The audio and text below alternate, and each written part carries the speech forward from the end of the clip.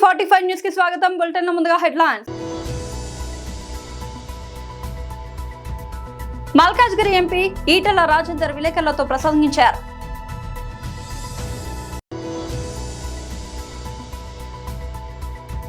తెలంగాణ భవన్లో బీఆర్ఎస్ నేతల విలేకరుల సమావేశం.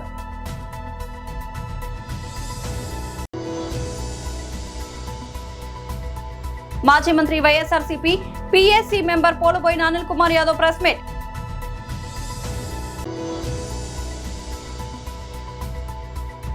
హైదరాబాద్ లో ఇందిరమ్మ ఇళ్ల టవర్స్ లబ్ధిదారుల ఎంపిక. మల్కాజ్గిరి ఎంపీ ఈటెల రాజేందర్ విలేకరులతో ప్రసంగించారు.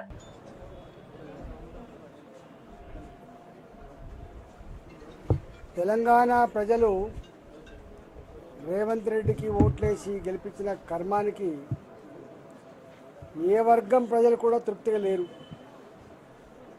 తృప్తి దేవుడెరుగు కానీ ఎవరిని కదిలించిన రేవంత్ రెడ్డి ప్రభుత్వానికి శాపనార్థాలు.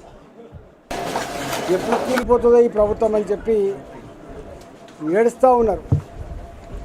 ఇది వాళ్ళ పొద్దున్నే మల్కాజ్గిరి నియోజకవర్గంలో ఆర్కేపురం చుట్టుపక్కల కాలనీలలో ఆ కాలనీ వాసులు పెద్ద మీటింగ్ పెడితే పోయినా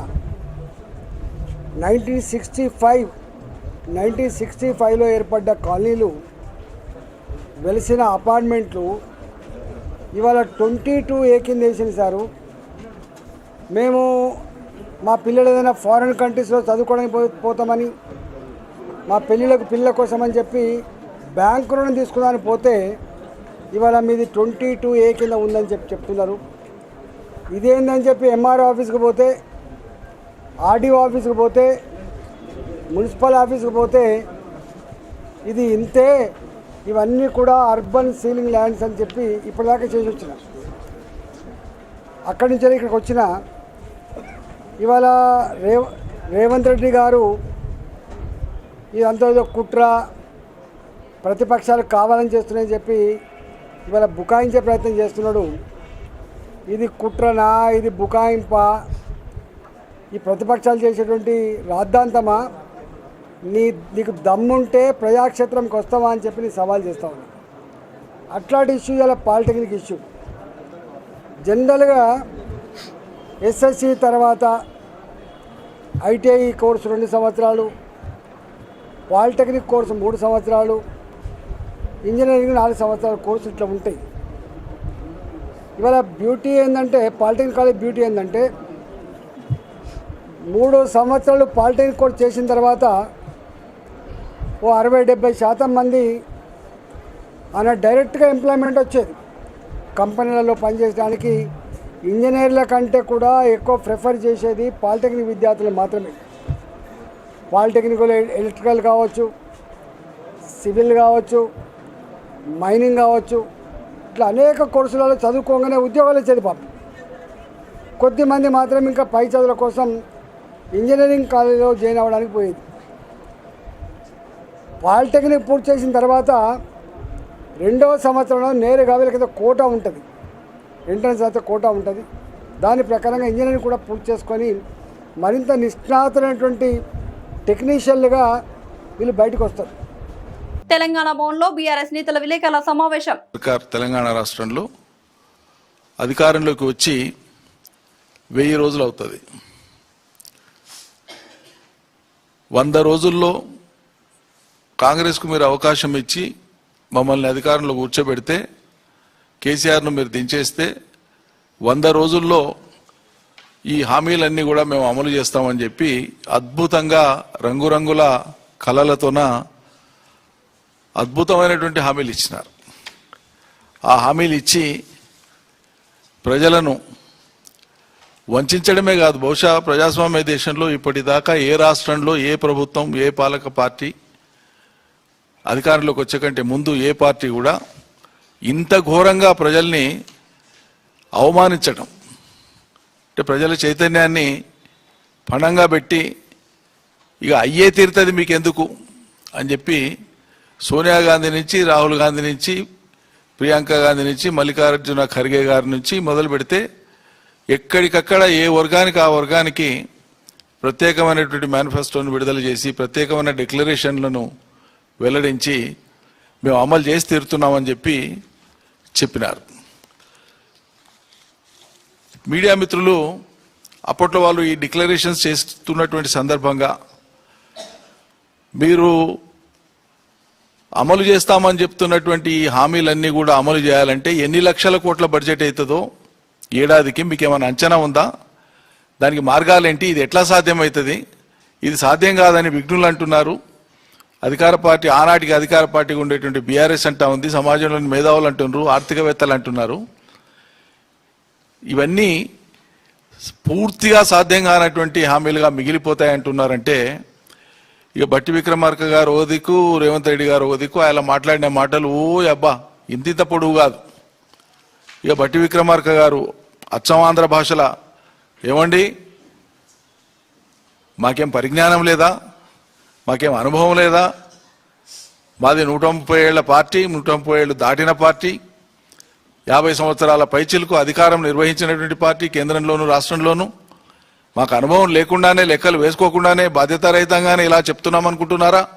సరిగా ఆయన తనదైనటువంటి శైలిలో అవన్నీ చెప్పి తమకు అనుభవం ఉన్నట్లు, తమ పార్టీకి అనుభవం ఉన్నట్లు, అన్ని లెక్కలు బేరీజ్ వేసుకొనే ఈ హామీలన్నీ ఇస్తున్నట్లు, కాబట్టి ఈ హామీలకు ఏమీ ఢోకా లేదని చెప్పి డంకా బజాయించి చెప్పినారు. ఎన్నికలకు పోయేటువంటి సమయంలో ఎక్కడ కూడా వాళ్ళు ఇచ్చినటువంటి హామీలు ఇస్తున్నటువంటి సందర్భంగా ఎక్కడ కూడా ఇప్పుడుండేటువంటి కేసీఆర్ సర్కారు చేసినటువంటి అప్పులు మా హామీలకు అడ్డొస్తాయేమో, లేదా ఆ హామీలను అధిగమించడానికి, ఆ అప్పుల్ని అధిగమించడానికి, మా హామీల్ని అమలుపరచడానికి మా ముందు ఉండేటువంటి మార్గాలు ఇవి, మేము ఈ రకంగా ఆదాయ మార్గాలను పెంచబోతున్నామని చెప్పి కూడా ఆనాడు ప్రజలకు ఎక్కడ చెప్పలే. అన్ని అభూత కల్పనలు. వాళ్ళు ఒక్కొక్క డిక్లరేషన్ మీ అందరికీ తెలుసు, గతంలో చెప్పినాం, మళ్ళీ గుర్తు చేస్తున్నాం. మాజీ మంత్రి YSRCP PAC member Poluboina Anil Kumar Yadav press meet. బీసీలకి బ్యాక్ బోన్ గా గుర్తించి వాళ్ళకి అవకాశాలు కల్పించింది అది వైఎస్ఆర్ కాంగ్రెస్ పార్టీ, జగన్మోహన్ రెడ్డి గారు అని చెప్పి గతంలో ఎన్టీ రామారావు గారు వచ్చిన తర్వాత ఒక స్థాయి తీసుకొచ్చిన మాట వాస్తవమే. కానీ ఆ పార్టీకి మీ పార్టీకి ఎక్కడ సంబంధం లేదు. అది 95తో చచ్చిపోయింది ఆ పార్టీ, మీరు లాక్కునేశారు. దాని తర్వాత రాజశేఖర రెడ్డి గారు ఎన్టీ రామారావు గారికి భిన్నంగా ఇంకా మిన్నగా చేసిన వ్యక్తి జగన్మోహన్ రెడ్డి గారే అని చెప్పే దాంట్లో ఎటువంటి సందేహం లేదు. దాంట్లో చర్చకి ఎప్పుడు ఎక్కడైనా మేము సిద్ధమని చెప్పి తెలియజేస్తా ఉన్నాం. అలాగే చాలా కీలకమైన పదవి ఉప ముఖ్యమంత్రి. రాజకీయాలలో ఏ వర్గమైనా, అది బడుగు వర్గాలైనా, దళితులైనా, మైనార్టీలైనా మాకు రాజకీయంగా మేము అప్లిఫ్ట్మెంట్ ఉండాలి అని కోరుకుంటారు. ఆ కోణంలో ముఖ్యమంత్రి తర్వాత దానికి ఇది గౌరవం ఉందా, అధికారాలు ఉన్నాయా అని పక్కన పెడితే ఉప ముఖ్యమంత్రి అనేది మాత్రమే ఒక హోదా, పెద్ద హోదా. 2014లో నువ్వు ఒక కాపు సోదరులకు, బీసీ సోదరులకు ఇచ్చావు. 2019లో ఆ రోజు అది మీ పాలసీ. 2019లో జగన్మోహన్ రెడ్డి గారు వచ్చిన తర్వాత వీళ్ళకే కాదు మైనారిటీ ఎస్సీ ఎస్టీ సోదరులు కూడా ఇస్తే బాగుంటుందని చెప్పి ఇంకొక ముగ్గురికి ఇచ్చారు. అది మా పార్టీ పాలసీ, జగన్మోహన్ రెడ్డి గారి సిద్ధాంతం. 2024 వచ్చే తలికే ఎందుకు బీసీలకు సంబంధించి మీరు తగ్గించారు అన్నది మాత్రమే మేము అడుగుతా ఉన్నాం. ఏ కారణం చేత బీసీలకి మీరు ఉప ముఖ్యమంత్రి ఇవ్వలేదు? అంటే బీసీలు పనికిరారని ఇవ్వలేదా? బీసీలు అర్హులు కాదని ఇవ్వలేదా? లేకపోతే ఎవరికైనా ఇబ్బంది కలిగిందని చెప్పి ఇవ్వలేదా అన్నది సమాధానం ఈరోజు దాదాపు 50% పైగా ఉన్న బీసీ సోదరులకి ఈరోజు మీరు సమాధానం చెప్పాల్సిన బాధ్యత మీ ముఖ్యమంత్రిగా మీ మీద ఉంది, పార్టీగా మీ మీద ఉందని మాత్రమే మేము అడుగుతా ఉన్నాం. దీన్ని వదిలేసి మాకు ఒక పాలసీ ఉంది అని చెప్పారు. ఆ పాలసీ ఏంటో చెప్పండి. ఏంటి మీ పాలసీ? బీసీలకి మేము ఇవ్వము అన్నది మీ పాలసీయా? ఈరోజు చాలామంది రాజకీయాల్లో బీసీలు కానీ అట్టడుగున వర్గాలు కానీ రాజకీయాల్లోకి రావాలి అంటే కొంతమందిని చూసుకుంటాం. అరే ఇంతమందికి వచ్చినాయి, మనం కూడా రాజకీయాల్లోకి వస్తే మనకి పదవులు వస్తాయని. ఈరోజు 14లో కానీ 19లో కానీ ఒక ఉప ముఖ్యమంత్రి వస్తే రానున్న పిల్లలు కూడా అరే మనకి బీసీలకి ఒక ఉప ముఖ్యమంత్రి ఇచ్చారు, ఇది కొనసాగుతుంది. మేము కూడా రాజకీయాల్లోకి వస్తే మాకు పదవులు వస్తాయని ఒక ఆలోచన, ఒక చైతన్యం వస్తుంది. నగరంలో ఎంతో కాలంగా ఎదురు చూస్తున్న ఇందిరమ్మ ఇళ్ల టవర్స్ లబ్ధిదారుల ఎంపిక ప్రక్రియను రంగం సిద్ధమైంది. ఆగస్టు 28 నుంచి 31 వరకు 4 రోజుల పాటు పూర్తి పారదర్శకంగా లక్కీ డ్రా నిర్వహించనున్నట్లు అధికారులు ప్రకటించారు. ఈ ప్రక్రియ మొత్తాన్ని యూట్యూబ్, ఇతర సామాజిక మాధ్యమాల్లో ప్రత్యక్ష ప్రసారం చేయనుండడం గమనార్హం. హైదరాబాద్ క్యూర్ CURE పరిధిలోని 16 అసెంబ్లీ నియోజకవర్గాల్లో నిర్మించిన 7,340 ఫ్లాట్ల కోసం మొత్తం 60,720 దరఖాస్తులు అందాయి. వీటిని పరిశీలించిన అధికారులు 40,900 మందిని అర్హులుగా గుర్తించగా 19,820 దరఖాస్తులను వివిధ కారణాలతో అనర్హమైనవిగా తెలిచారు. అర్హులైన దరఖాస్తుదారుల నుంచే లక్కీ డ్రా ద్వారా లబ్ధిదారులను ఎంపిక చేయనున్నారు. ఈ ప్రక్రియపై housing board vice chairman VP Gautam మాట్లాడుతూ లబ్ధిదారుల ఎంపిక అత్యంత పారదర్శకంగా జరుగుతుంది. మధ్యవర్తులను ఎట్టి పరిస్థితుల్లోనూ నమ్మవద్దు. డబ్బులు తీసుకుని ఫ్లాట్లు ఇప్పిస్తామని ఎవరైనా చెబితే మోసపోకండి. డ్రా ప్రక్రియను దరఖాస్తుదారులు మీడియా ప్రతినిధుల సమక్షంలో నిర్వహిస్తున్నామని స్పష్టం చేశారు. మంత్రి పొంగులేటి శ్రీనివాసరెడ్డి సైతం ఈ వివరాలను వెల్లడించారు. రిజర్వేషన్ల ప్రకారం SC, ST, BC దివ్యాంగులు, శానిటేషన్ వర్కర్లు కేటాయింపులు జరుపుతామని తెలిపారు. ఒక పులి 2 పిల్లలతో గొల్లగూడెం ప్రాంతంలో సంచరిస్తున్నట్లు ఫారెస్ట్ రేంజర్ ఆఫీసర్ కు సమాచారం అందించిన గ్రామస్తులు హుటాహుటిన సంఘటనా స్థలానికి చేరుకుని డ్రోన్ ద్వారా దర్యాప్తు చేపట్టిన ఫారెస్ట్ రేంజర్ ఆఫీసర్ సత్యనారాయణ విచారణలో ఎలాంటి ఆనవాళ్లు కనిపించలేదని తెలిపిన ఫారెస్ట్ రేంజర్ ప్రజలు ఎవరైనా పెద్ద పులి ఉన్నట్లు గమనించి సమాచారం అందిస్తే తగు చర్యలు చేపడతామని తెలిపిన ఫారెస్ట్ రేంజర్ ఆఫీసర్ పులి సంచారం లేదని, ఎటువంటి కదలికలు లేవని, ఎలాంటి పాదముద్రలు లేవని, ప్రజలు పుకార్లు నమ్మవద్దని, పులి సంచరించే అవకాశం లేదని, సాధారణంగా బావురు పిల్లలు సంచరిస్తూ ఉంటాయని, ఉప ముఖ్యమంత్రి పవన్ కళ్యాణ్ ఇచ్చిన అత్యాధునిక పరికరాలతో పులిని కనిపెట్టడం జరుగుతుందని, పులి జాడ కనిపిస్తే వెంటనే సమాచారం అందించాలని తెలిపిన ఫారెస్ట్ రేంజర్ ఆఫీసర్ ప్రజలలో పుకార్లు వ్యాప్తి చేసి భయభ్రాంతులకు గురి చేసిన వారిపై కఠిన చర్యలు చేపడతామని తెలిపిన ఫారెస్ట్ రేంజర్ ఆఫీసర్ సత్యనారాయణ. తరచూ పెద్ద పులి వస్తుందనేటువంటి వదంతులు అయితే వస్తున్నాయి. ఇప్పుడు తాజాగా మనకి నూజివీడు మండలం ముక్కలపాడులో కూడా పులి సంచారం ఉందని కొంతమంది అయితే ప్రచారం చేస్తున్నారు. మీ సిబ్బంది కూడా పరిశీలించినట్టున్నారు. క్షేత్రస్థాయిలో మీరేం పరిశీలించారు? ఉన్నతాధికారులకి ఏ మేరకు నివేదిక అందించనున్నారు సార్? ఏం చెప్తారు అసలు స్పష్టంగా? సార్, నిన్న ఈ యొక్క ఏదైతే న్యూస్ వచ్చిందో మేము ఇమీడియట్గా ఒకటో స్టాఫ్ని పంపించడం జరిగింది. నేను కూడా తూర్పు దిగువల దగ్గర సులువుగట్టే ఒక ఏరియా ఉంది, మా ఫారెస్ట్ ల్యాండ్ సంబంధించి. ఆ కొండ దిగువ భాగాన రైతు పొలాల్లో ఇలాగ పులి సంచరిస్తుందని ఒక రైతు, చిరుతపులి సంచరిస్తుందని ఒక రైతు చెప్పడం జరిగింది. దాని మీద మేము స్టాఫ్ వెళ్ళి శాస్త్రీయ ఆధారాలన్నీ మేము పరిశీలించాము. ఎక్కడా కూడా సైంటిఫిక్గా ప్రూవ్ అవ్వలేదు. కానీ మా ఒక డౌట్ ఏంటంటే, పిల్లి జాతికి సంబంధించిన జాతులు 3-4 ఉంటాయి. దాంట్లో బావురు పిల్లని, గంగం పిల్లని, రకరకాల పిల్లలు ఉంటాయి. సంథింగ్ రైతు అది కన్ఫ్యూజ్ అయ్యి ఉంటాడు తప్ప అక్కడ ఎటువంటి శాస్త్రీయ ఆధారాలు లబ్ధి కాలేదు. అయినప్పుడు కూడా స్టాఫ్ గస్తీ పెట్టాము, నిరంతరం నిఘా జరుగుతుంది. ఎటువంటి ఫేక్ న్యూస్ కూడా పదవులు చేయొద్దు, రైతులు ఇబ్బంది పడతారు, వాళ్ళ మీద యాక్షన్ తీసుకోవడం జరుగుతుంది. అందరికీ హెచ్చరించి నేను గస్తీ తిప్పడం జరుగుతుంది. సార్, ఇప్పుడు ఇటీవల కొద్ది కాలం క్రితం గన్నవరం నియోజకవర్గంలో పులి సంచారం అనేది కనిపించింది. అట్లాగే ఆగిరిపల్లి మండలంలో కూడా కొంతమంది మీరు అన్నట్లుగా అది బావురు పిల్లులా లేకపోతే పులి పిల్లలా అనేటువంటిది కూడా చెప్పడంతో మన సిబ్బంది కూడా ఒక వారం 10 రోజుల పాటు అక్కడ గస్తీ నిర్వహించడం జరిగింది. అసలు ఇవన్నీ ఎలా వస్తున్నాయి అంటారు? దీన్ని ఎలా విశ్లేషిస్తారు? ఇది కొంతమంది ఆగతాయితనం కుర్రోళ్ళు ఫేస్బుక్లో వైరల్ కావాలని చేయడం జరుగుతుందండి. ఇది ఎటువంటి మనకైతే ఏరియాలో పులి అనేది జాడడం లేదు.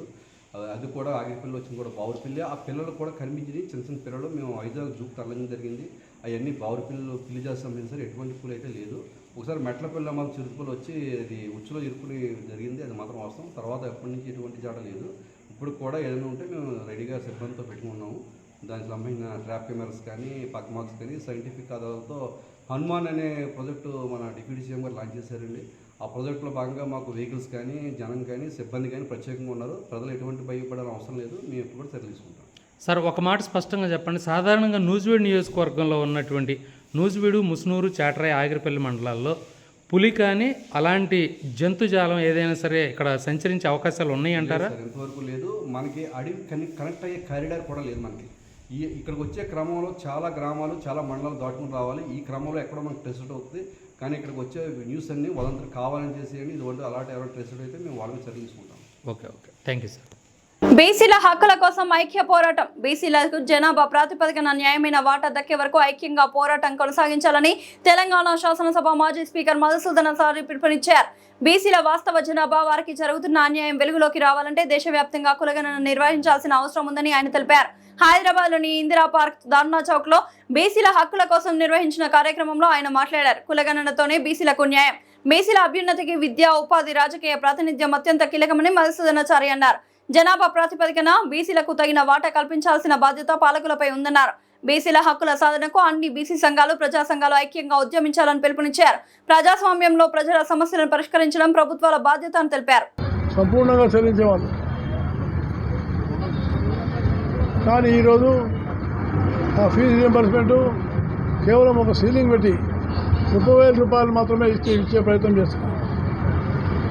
ఇది వాస్తవంగా చెప్తే మామూలు సబ్సిడీ. ఇది విద్యార్థులు ఎంతో ఆశతోటి, ఎందుకంటే ముఖ్యమంత్రి గారు స్వయంగా చెప్తున్నాడు ఏంటంటే, నేను క్వాలిటీ ఎడ్యుకేషన్ ఇస్తా, నాణ్యమైన విద్యను ఇస్తా, ఇంగ్లాండ్ అమెరికాలో ఉన్నటువంటి యూనివర్సిటీల్లో అక్కడి నుంచి తీసుకొచ్చి నేను నైపుణ్యాన్ని కల్పిస్తా అని చెప్పేదానికన్నా ముందు విద్యార్థుల్లో ఏదైతే ప్రవేశం వస్తుందో, కళాశాలలో ఉన్నత విద్యలో వస్తుందో వాటిని తప్పకుండా వాళ్ళకు అర్హత కలిగించే విధంగా చేయాలి. ఆర్థికమైన ఇబ్బందులు ఉండి తల్లిదండ్రులు కూడా చేయలేస్తూ ఉన్నారు. ప్రభుత్వము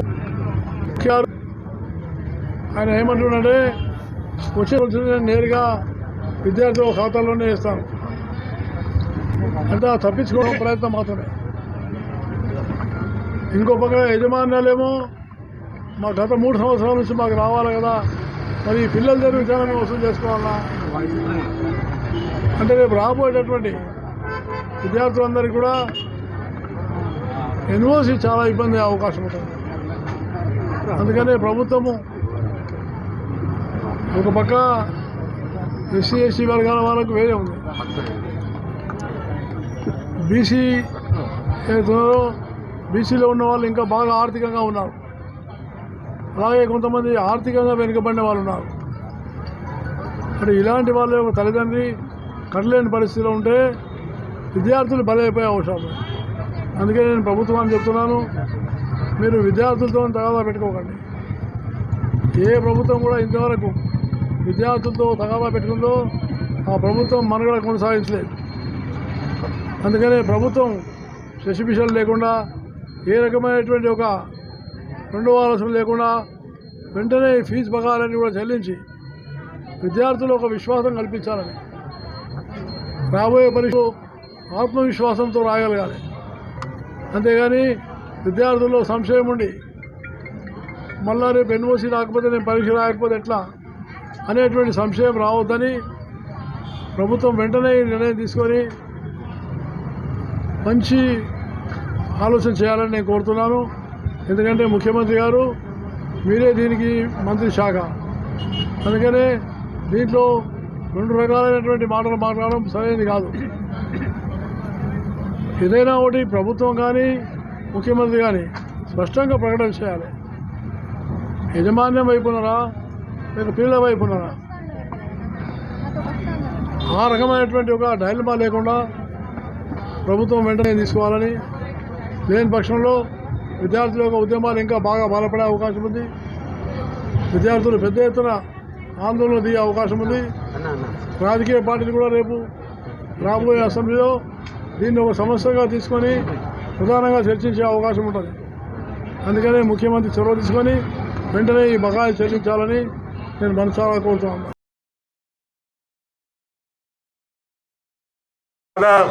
నియంత్రణ లక్షణం కాదా? ఆ రకమైనటువంటి పరిస్థితి దేశంలో కొనసాగితే దేశ ప్రజాస్వామ్యమే ప్రమాదంలో పడేటువంటి అవకాశం ఉన్నది. కాబట్టి మేము మీ విడలు వంచుతాం, అదే రకంగా ప్రజాస్వామ్యాన్ని కూడా కాపాడుకుంటాం. ఇప్పటికైనా మీలో ఆ సోయి, మీలో ఆ విజ్ఞత కలిగి నిర్ణయాలు తీసుకోవాలి. ఆ నిర్ణయాలు తీసుకునేటువంటి సంస్కారం లేదు కాబట్టి మా ఆవేదనను, మాకు జరుగుతున్నటువంటి అన్యాయాల్ని ఈ ధర్నాల ద్వారా మీకు గుర్తు చేస్తూ ఉన్నాం. ఈ ధర్నా ఒక హెచ్చరిక మాత్రమే. మీ నిరంకుశత్వానికి, మీ దుర్మార్గానికి ఇదొక సూచిక మాత్రమే.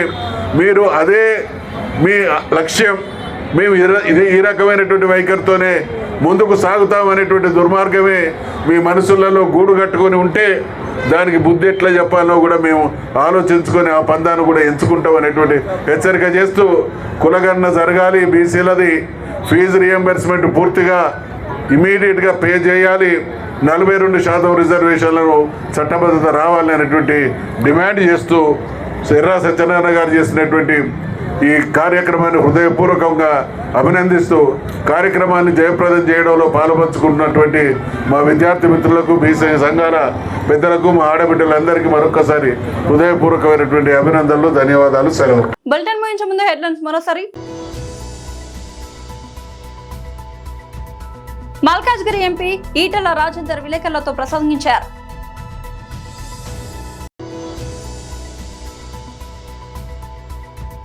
తెలంగాణ భవన్లో బీఆర్ఎస్ నేతల విలేకరుల సమావేశం.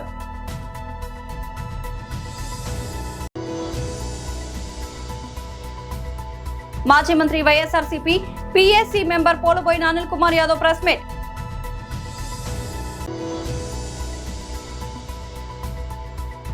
హైదరాబాద్ లో ఇందిరమ్మ ఇళ్ల టవర్స్ లబ్ధిదారుల ఎంపిక.